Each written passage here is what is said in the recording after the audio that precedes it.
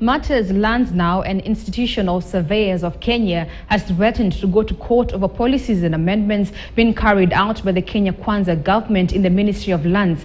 The institute, through its president Eric Nyadimo, has opposed some bills touching the transfer of key functions of National Lands Commission to the Ministry of Lands is illegal and will interfere with their work as surveyors.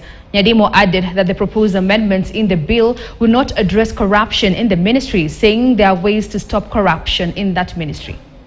With regard to the proposed amendments to the Land Act, we have seen proposals to transfer the valuation for compulsory land from the National Land Commission to the ministry.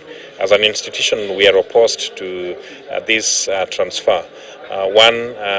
There was a push and a drive by Kenyans when the new constitution was being formulated, and one of the things that Kenyans articulated in their desires was that the Commissioner of Lands office needed to be brought down, and that came up with the issue about the National Land Commission being set up.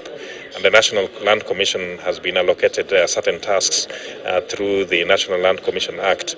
One of these is the evaluation for compulsory acquisition. As an institution, we oppose that idea that the problems that are being seen with regard to the evaluation can be better handled through the ministry. We take note that if there are challenges in the aspects of carrying out the evaluation, then they need to be sorted out.